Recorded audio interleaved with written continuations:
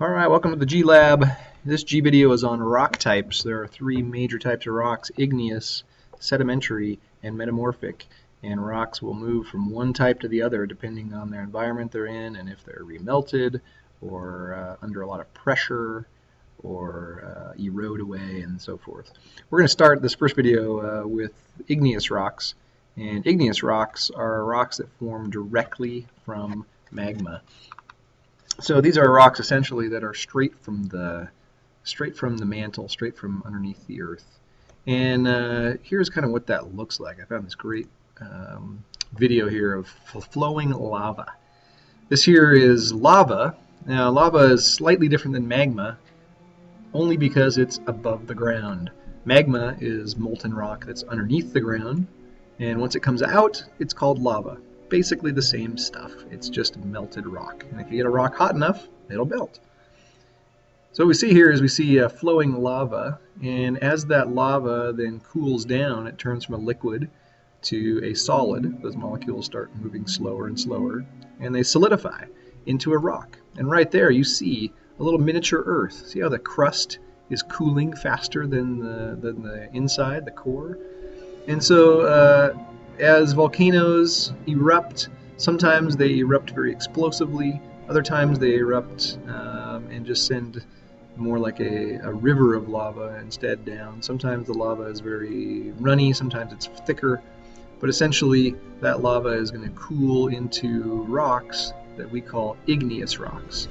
The word igneous actually comes from the same root word as ignite. So igneous, ignite.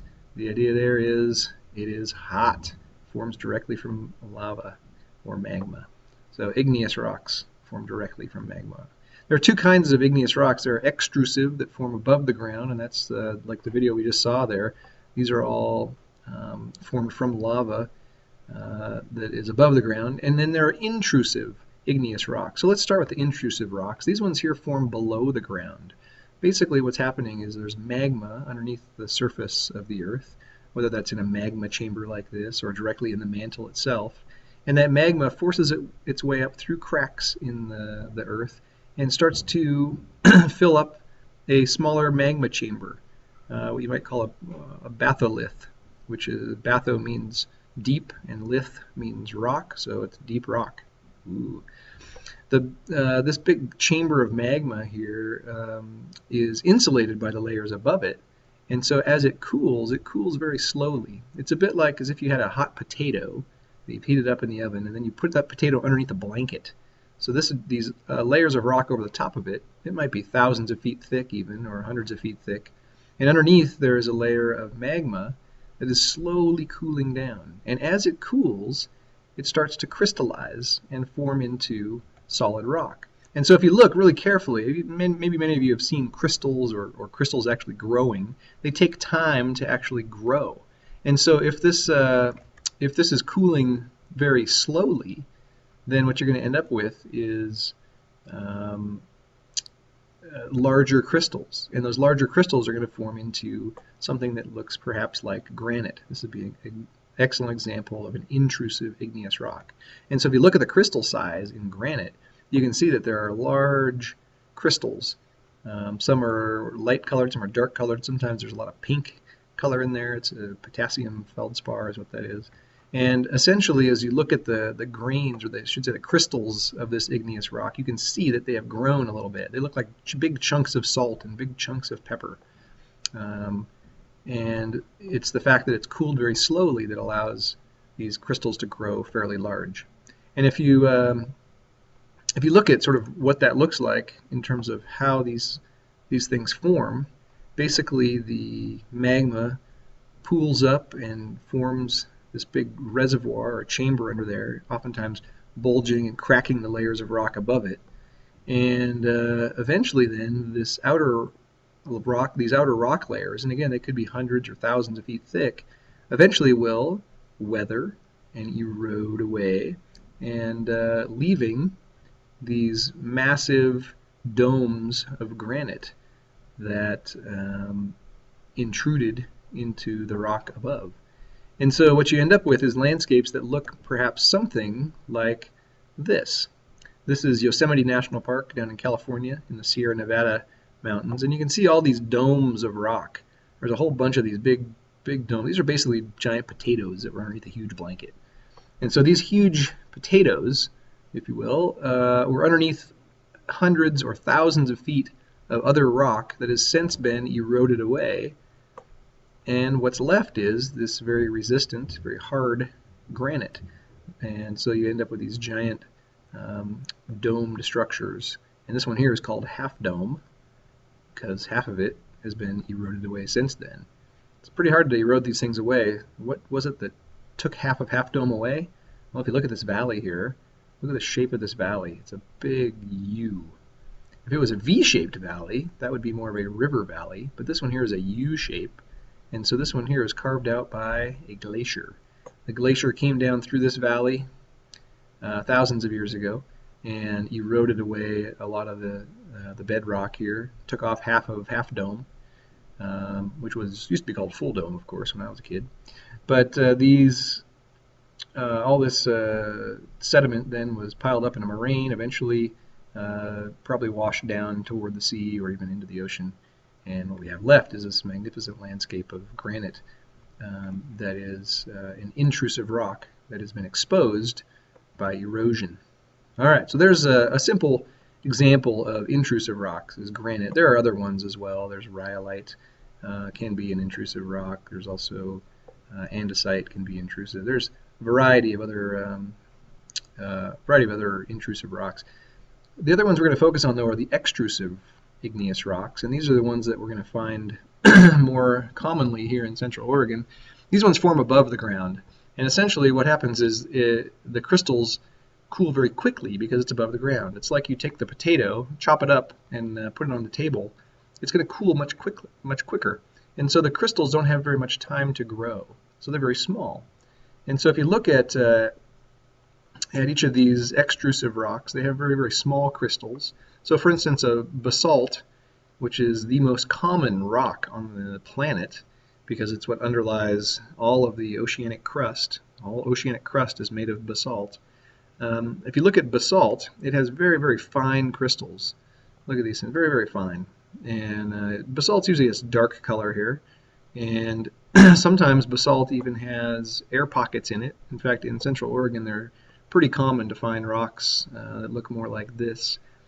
And a lot of these little air pockets from gases that were trapped in the lava, and as it cooled, it left these air bubbles. The idea here is that both of these are exactly really the same kind of rock. They're made of the same stuff. They both have very, very fine crystals. You see generally the crystal size is quite small. And they cooled very quickly, so therefore they didn't have much time to grow. Now basalt in Central Oregon especially flows in massive lava flows, mostly from craters such as Newberry Crater up by Lapine, and they covered most of Central Oregon with enormous flows of lava, kind of like pancake batter pouring out into a pan. And so as that pancake batter cools down and solidifies, it forms into these hexagonal patterns. Look at these little hexagons in a sense. And it's kind of like mud. When mud dries, it cracks like this as it shrinks. So as lava cools, it also shrinks, because when things cool down, they contract. And as it cools, it forms these very distinct patterns. You can see they're usually kind of a hexagon shape. And if you look across the river over here, the river is cut through that lava flow now. And you can see these columns. Here's another example of these columns of basalt. And in fact, it's called columnar basalt. And essentially, this was one big lava flow. And there may have been another lava flow on top of it, and another lava flow on top of that. And eventually, these will erode away. You can see the erosion happening here. Weathering is breaking these pieces off, and erosion will then carry them away, perhaps down to a river and eventually out to the sea to become some other rock type. So these are all over Central Oregon. Basalt, very common. But it's also not just over in Central Oregon. It's essentially you'll find basalt being formed anywhere that two oceanic plates are diverging. In other words, where two plates are pulling apart from each other, something's got to fill the gap, and so magma comes up from below and fills that gap. And so under the ocean, along these divergent boundaries, you have lava coming up and cooling. The molten lava comes in direct contact with the cold seawater.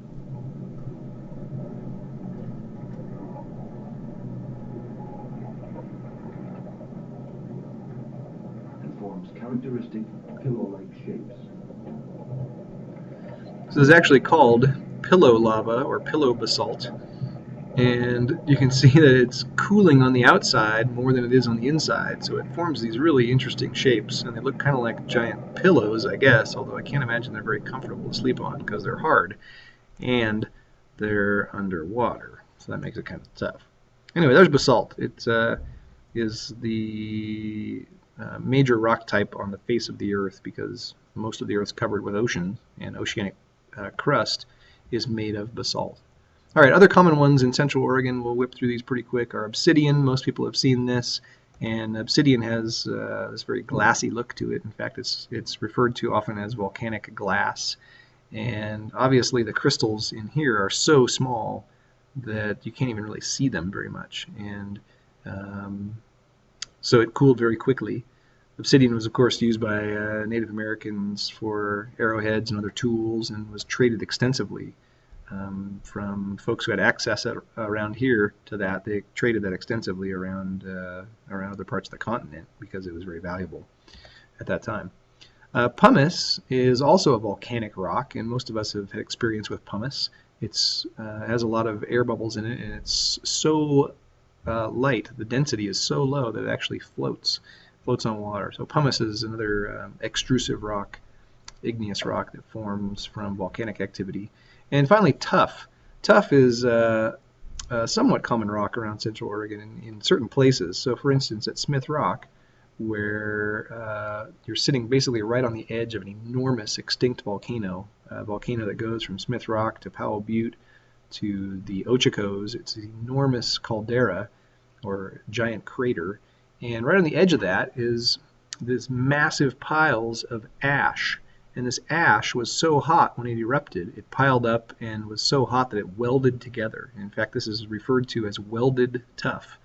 And it will often include other chunks of stuff inside of it. You can look and see what are called xenoliths, but these are little other chunks of rock that were included in that eruption. But essentially, it's a giant pile of ash that's been welded together. And you can see there's some places there's lots of air bubbles in there, gas bubbles that leave these neat little pockets and stuff. Makes for some kind of fun climbing out at Smith Rock. If you look out at Smith Rock, most of what you see here, the lighter orangish tan color, is tuff. This reddish kind of purpley red rock in here is shiprock. This is actually a rhyolite intrusion, which is another kind of igneous rock that we didn't really talk about. But this intruded into the tuff later on.